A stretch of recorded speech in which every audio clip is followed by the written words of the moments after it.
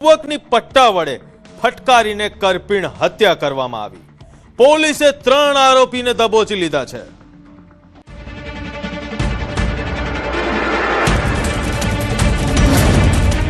ભાક્ષી ગામમાં લોહિયાળ ખેલ, પટ્ટાના ફટકા અને મોતનું તાંડવ।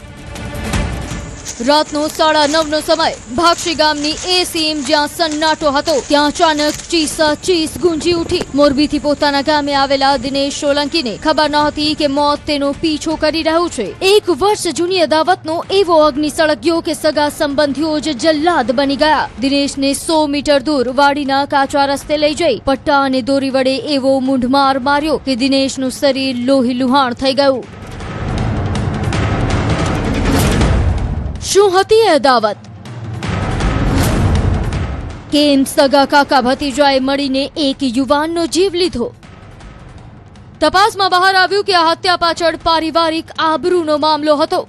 આ ગુનાના કામના જે મરણ જનાર છે, જેનું નામ છે દિનેશભાઈ ટપાભાઈ સોલંકી, જેમણે આ ગુનાના કામના જે આરોપીઓ છે તેમની બહેનને આજથી અગાઉ 1 વર્ષ પહેલા ભગાડી ગયેલ અને એ બાબતનું જે મરણ જનાર છે તેમજ આ કામના જે આરોપીઓ છે એમના વચ્ચે લાંબા સમયથી એક મનદુખ ચાલતું હતું।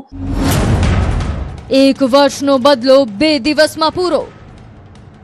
18 એપ્રિલ 2026ના રોજ દિનેશ જેવો ગામમાં પગ મૂકે છે, આરોપી નરસિંહ સોલંકી અને તેના સાગરીતો તેના પર બાજ નજર રાખે છે। તક મળતા જ ત્રાટકે છે અને પટ્ટા વડે નિર્દય રીતે માર મારે છે। 2 દિવસ સુધી હોસ્પિટલમાં જિંદગી અને મોત વચ્ચે જંગ લડ્યા બાદ આખરે દિનેશે દમ તોડી દીધો। હવે જેલના સળિયા પાછળ બેઠેલા 3 શખ્સોના ચહેરા પર ગુનાનો કોઈ પસ્તાવો નથી દેખાતો।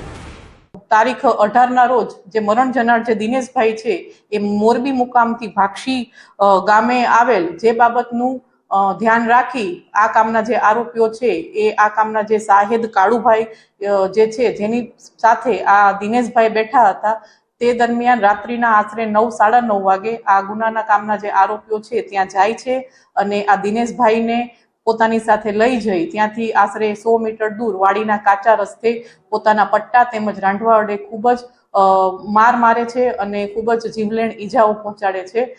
રાજુલા પોલીસે આ મામલે ગુનાની ગંભીરતા જોઈ હત્યાની કલમ 103(1) અને અન્ય આકરી કલમો હેઠળ ગુનો દાખલ કર્યો છે। જે પ્રેમ પ્રકરણ 1 વર્ષ પહેલા શરૂ થયું હતું તેનો અંત લોહિયાળ હત્યામાં આવ્યો। પોલીસે ગણતરીના કલાકોમાં જ મુખ્ય સૂત્રધાર સહિત ત્રણેયને જેલના હવાલે કરી દીધા છે।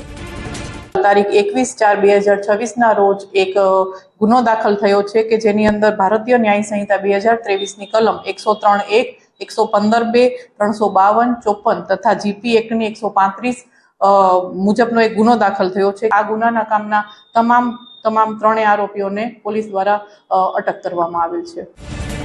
એક જૂની અદાવત જે સમય સાથે શાંત થવાની જગ્યાએ વધતી ગઈ અને અંતે એક યુવાનનો જીવ લઈ ગઈ। પારિવારિક વિવાદમાં એક યુવાનની જિંદગી ગઈ અને 3 લોકોનું ભવિષ્ય હવે અંધકારમય જેલમાં છે। રાજુલા પોલીસે આરોપીઓની વધુ પૂછપરછ હાથ ધરી છે। અમરેલીથી રાજન ગઢિયા, ન્યૂઝ 18 ગુજરાતી।